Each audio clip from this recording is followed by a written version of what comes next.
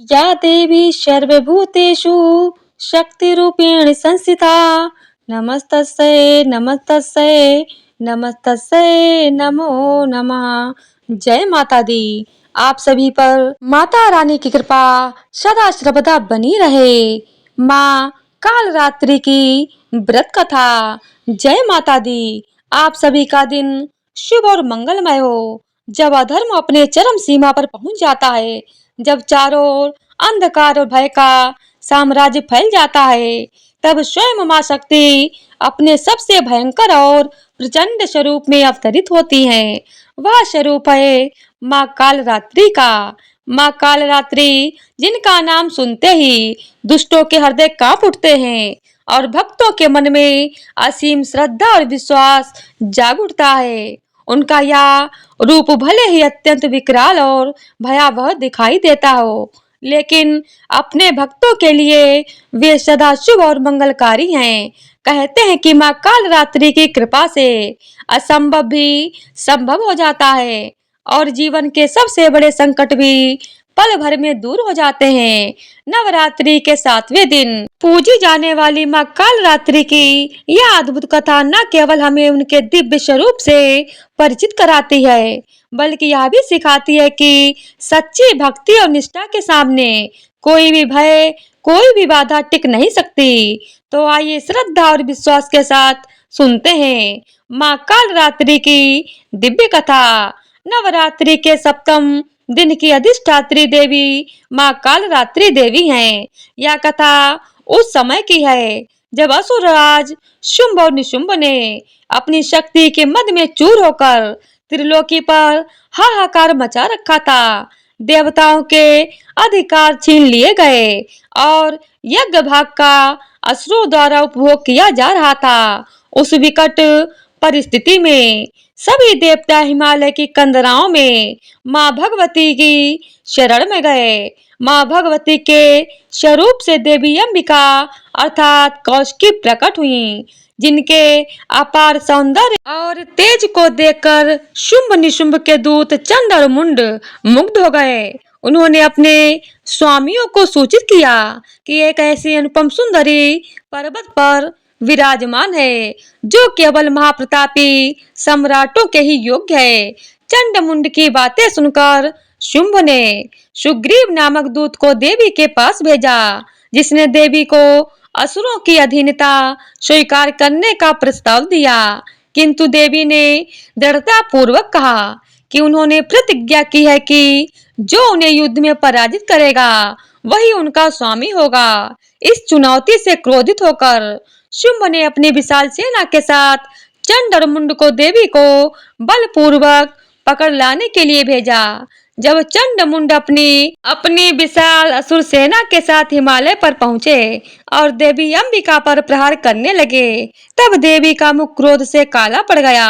उनकी भ्रुकुटियां तन गईं और उनके ललाट से अत्यंत भयानक विकराल और संहारक शक्ति का प्राकट्य हुआ।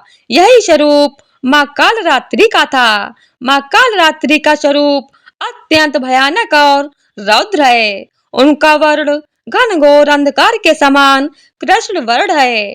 उनके केश बिखरे हुए हैं और गले में विद्युत के समान चमकने वाली माला सुशोभित है। उनके 3 नेत्र हैं जो ब्रह्मांड की तरह गोल हैं और उनके अग्नि की भयंकर लपटें निकलती रहती हैं। उनकी नासिका के श्वास प्रश्वास से अग्नि की ज्वालाएं निकलती हैं। देवी का वाहन गंधर्व अर्थात गधा है। उनके 4 हाथ हैं, जिनमें दाहिना ऊपर वाला हाथ वर मुद्रा में और नीचे वाला हाथ अभय मुद्रा में है, जो भक्तों को निर्भयता का दान देते हैं। बाएं हाथों में उन्होंने लोहे का कांटा और खड्ग धारण किया हुआ है। यद्यपि मां का स्वरूप देखने में अत्यंत भयावह और डरावना है, किंतु वे सदा शुभ फल देने वाली हैं। इसी कारण उनका एक नाम शुंभकारी भी है। वे काल का भी नाश करने वाली हैं, इसीलिए उन्हें कालरात्रि कहा जाता है। वे अंधकारमय स्थितियों का विनाश कर ज्ञान और प्रकाश का मार्ग प्रशस्त करती हैं। चंड और मुंड ने जब देवी कालरात्रि को देखा तो वे भयभीत होने के बजाय अपनी असुर शक्ति के घमंड में उन पर टूट पड़े। हजारों असुरों ने देवी को चारों ओर से घेर लिया और अस्त्र शस्त्रों की वर्षा करने लगे। माँ कालरात्रि ने एक भीषण गर्जना की, जिससे दसों दिशाएं कांप उठी। उन्होंने अपने विशाल मुख को फैलाया और एक ही पल में अनगिनत असुरों को निगलना शुरू कर दिया। उनके दांतों के बीच पिसते हुए असुर ऐसे प्रतीत हो रहे थे जैसे महाकाल के मुख में सृष्टि का अंत हो रहा हो। माँ का यह प्राकट्य केवल असुरों के विनाश के लिए नहीं, बल्कि यह संदेश था कि जब अधर्म अपनी पराकाष्ठा पर होता है, तब काल स्वयं संहारक रूप धारण कर अधर्म की जड़ों को काट देता है। देवी अंबिका के क्रोध से उत्पन्न यह शक्ति अपनी विकरालता में भी भक्तों के लिए ममतामयी है, क्योंकि वे अपने संतानों के कष्टों को दूर करने के लिए ही इस उग्र रूप को धारण करती हैं। चंडमुंड और उनकी सेना के साथ युद्ध अभी आरंभ ही हुआ था, जिसने ब्रह्मांड के इतिहास में एक निर्णायक मोड़ लिया। जब देवी अंबिका के ललाट से माँ कालरात्रि प्रकट हुई, तब चंडमुंड और मुंड ने अपनी विशाल असुर सेना के साथ उन पर चारों दिशाओं से आक्रमण कर दिया। देवी कालरात्रि का वह स्वरूप अत्यंत विकराल था। उनके बाल बिखरे हुए थे और गले में मुंडों की माला सुशोभित थी। उन्होंने अपनी भीषण गर्जना से आकाश और पाताल को कपा दिया। जैसे ही असुरों ने बाणों की वर्षा की, देवी ने अपने भयानक मुख को खोलकर उन अस्त्रों को ग्रास बना लिया। उन्होंने चंड और मुंड के सैनिकों को पकड़ पकड़ कर अपने दांतों तले चबाना शुरू कर दिया। हाथियों, घोड़ों और रथों सहित पूरी सेना काल के गाल में समाने लगी। चंड और मुंड ने जब देखा कि उनकी सेना का विनाश हो रहा है, तब उन्होंने स्वयं देवी पर प्रहार किया। माँ कालरात्रि ने अत्यंत क्रोध में भरकर चंड का मस्तक अपनी तलवार से काट दिया और मुंड को भी यमलोक पहुंचा दिया। चंड मुंड के वध के पश्चात जब उनका सिर देवी अंबिका के चरणों में अर्पित किया गया, तब देवी अंबिका ने प्रसन्न होकर माँ कालरात्रि को चामुंडा नाम से संबोधित किया। किंतु असुर राज शुंभ का क्रोध अभी शांत नहीं हुआ था। उसने अपने सबसे प्रतापी और मायावी सेनापति रक्तबीज को युद्ध के मैदान में भेजा। रक्तबीज के पास एक अत्यंत विलक्षण और भयानक वरदान था। उसके शरीर से रक्त की एक भी बूंद यदि भूमि पर गिरती, तो उस रक्त की बूंद से उसी के समान बलशाली, पराक्रमी और रूप वाला एक नया रक्तबीज असुर उत्पन्न हो जाता था। जैसे ही रक्तबीज युद्ध भूमि में आया, उसने देवताओं और देवी की शक्तियों को चुनौती दी। देवी अंबिका और अन्य मातृका शक्तियों ने रक्तबीज पर प्रहार करना प्रारंभ किया। गदा, शूल और तलवारों के प्रहार से रक्तबीज लहूलुहान हो गया, किंतु जैसे जैसे उसका रक्त पृथ्वी पर गिरा, वैसे वैसे हजारों लाखों रक्तबीज उत्पन्न होने लगे। रणभूमि में चारों ओर रक्तबीज ही रक्तबीज दिखाई देने लगे। देवताओं में भय व्याप्त हो गया कि यदि इसी प्रकार असुरों की संख्या बढ़ती रही, तो संपूर्ण ब्रह्मांड असुरों से भर जाएगा। रक्तबीज की इस माया को देखकर स्वयं इंद्र और अन्य देवता विचलित हो उठे। तब देवी अंबिका ने माँ कालरात्रि की ओर देखा और उन्हें आदेश दिया कि वे अपने मुख का विस्तार करें। देवी अंबिका ने कहा, हे चामुंडे, तुम अपना मुख फैलाओ और मेरे शस्त्रों के प्रहार से रक्तबीज के शरीर से जो भी रक्त गिरे, उसे भूमि पर गिरने से पूर्व ही पी जाओ। माँ कालरात्रि ने अपनी जिह्वा को इतना विस्तृत कर लिया कि वह पूरी रणभूमि में फैल गई। जैसे ही देवी अंबिका ने रक्तबीज पर प्रहार किया, माँ कालरात्रि ने उसके रक्त की एक एक बूंद को हवा में ही लपक लिया। जो असुर रक्त की बूंदों से पहले बन चुके थे, उन्हें माँ कालरात्रि ने चबाना शुरू कर दिया। माँ का यह रूप देख असुर कांप उठे। रक्तबीज असहाय महसूस करने लगा, क्योंकि अब उसकी शक्ति ही उसकी मृत्यु का कारण बन रही थी। माँ कालरात्रि का यह कृत्य केवल युद्ध कौशल नहीं था, बल्कि यह उस सत्य का प्रतीक था कि बुराई के बीज को जड़ से समाप्त करना अनिवार्य है। रणभूमि में अब केवल भयंकर चित्कार सुनाई दे रही थीं। माँ कालरात्रि रक्तपान कर रही थीं और साथ ही साथ राक्षसों का संहार भी। उनके 3 नेत्रों से अग्नि की ज्वालाएं निकल रही थीं, जो अधर्म के अंधकार को भस्म कर रही थीं। रक्तबीज ने अतः अपनी पूरी शक्ति लगा दी, किंतु माँ कालरात्रि की क्षुधा और उनकी संहारक शक्ति के सामने वह टिक न सका।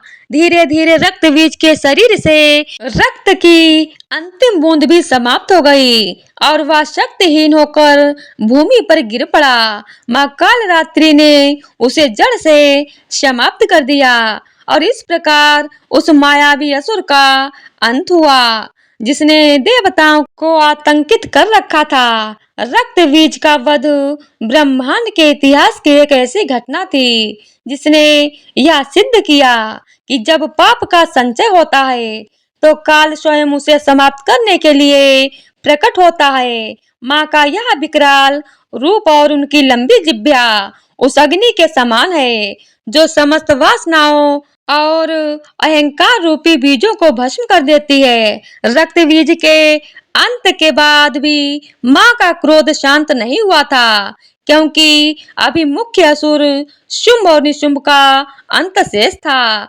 रक्तबीज के वध के पश्चात युद्ध भूमि का दृश्य अत्यंत भयावह हो गया।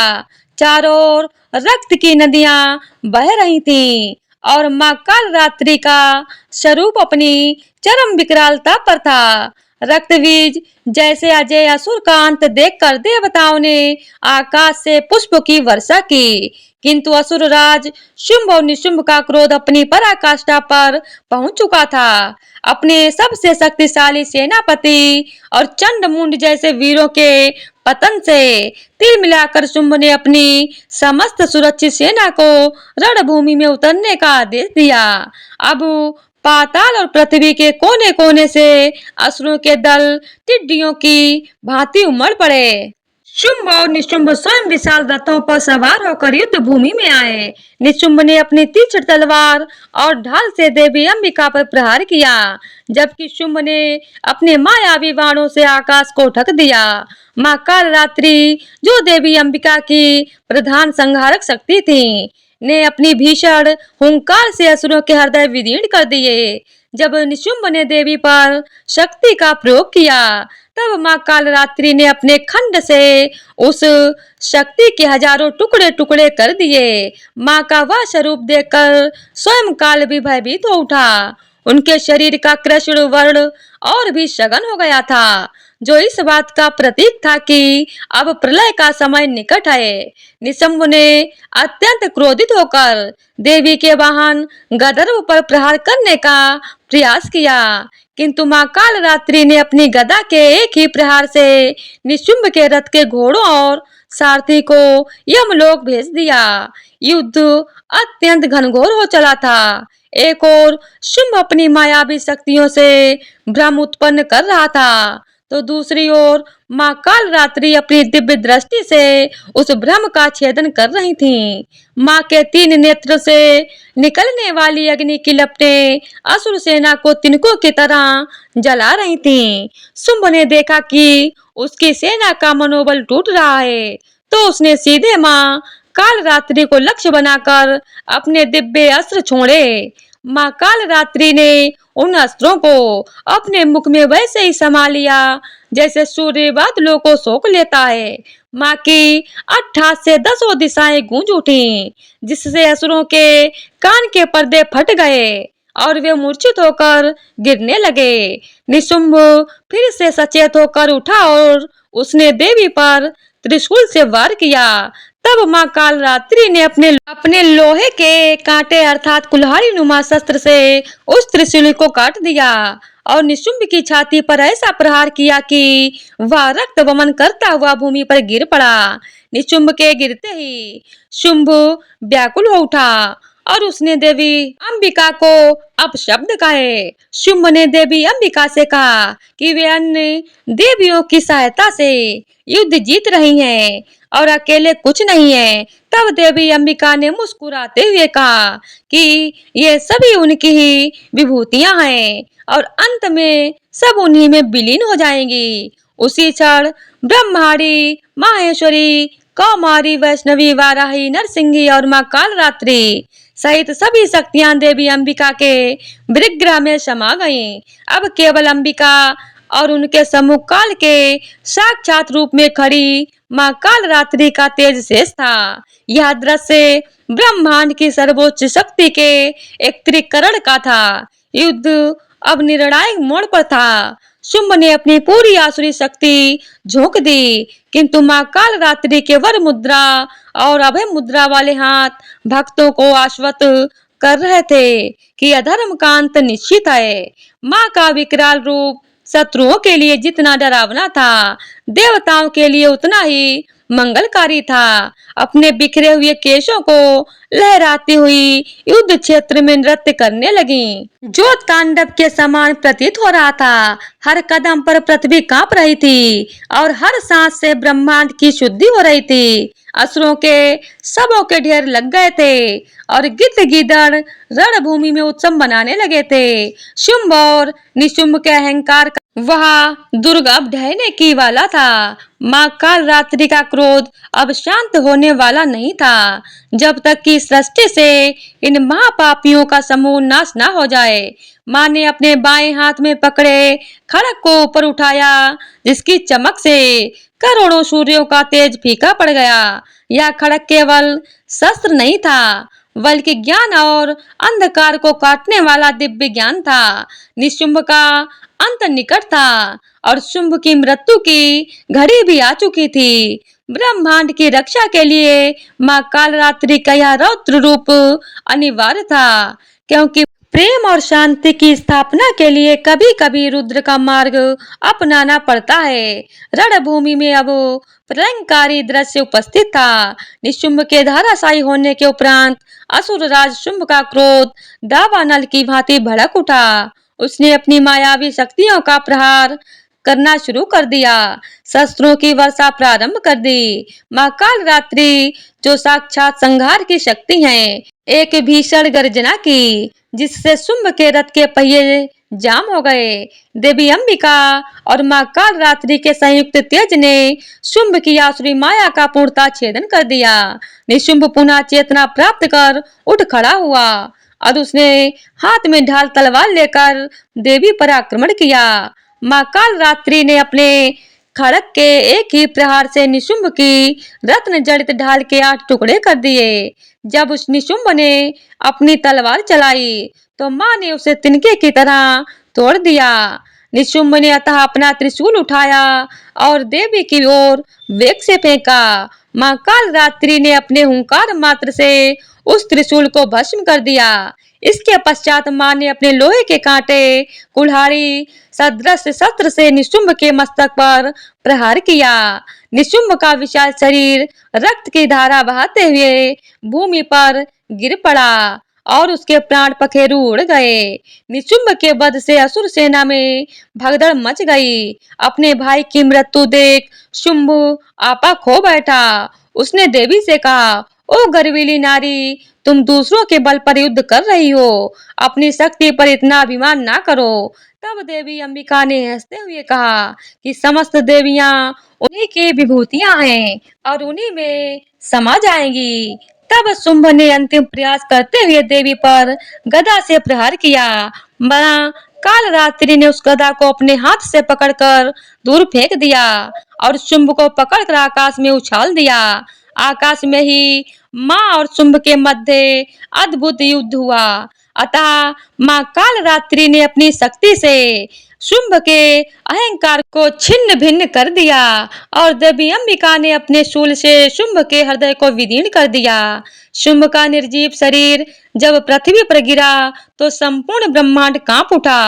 पर्वतों ने अपना स्थान छोड़ दिया और समुद्र मर्यादित होकर गर्जना करने लगे। असुरों के अंत के साथ ही आकाश निर्मल हो गया और देवताओं के मुख पर प्रसन्नता लौट आई। शुंभ निशुंभ के वध के पश्चात मां कालरात्रि का स्वरूप अत्यंत विकराल और भयानक बना रहा। उनके 3 नेत्रों से अभी भी अग्नि की ज्वालाएं निकल रही थीं और उनकी नासिका से निकलने वाले श्वास से झंझावात उत्पन्न हो रहे थे। उनके गले में मुन्नों की माला और बिखरे हुए केश ब्रह्मांड के अंत का संकेत दे रहे थे। माँ का यह रूप देख देवता भी उनके समीप जाने का साहस नहीं जुटा पा रहे थे। तब सभी देवताओं ने मिलकर माँ की स्तुति प्रारंभ की। उन्होंने माँ को नमो देव्ये महादेव्ये कहकर पुकारा और उनकी महिमा का गुणगान किया। देवताओं ने प्रार्थना की कि हे माँ, आपने जिस प्रकार इन महाअसुरों का वध कर त्रिलोकी को भय मुक्त किया है, उसी प्रकार अपने इस उग्र रूप को शांत कर हमें अभय प्रदान करें। माँ कालरात्रि जो भक्तों के लिए सदैव शुभंकारी हैं, देवताओं की करुणा पुकार सुनकर शांत होने लगी। उनके मुख पर मंद मुस्कान आई और उन्होंने अपने वरद हस्त अर्थात वरदान देने वाले हाथ से देवताओं को आशीर्वाद दिया। तो इसी तरह से माँ कालरात्रि की व्रत कथा पूर्ण होती है।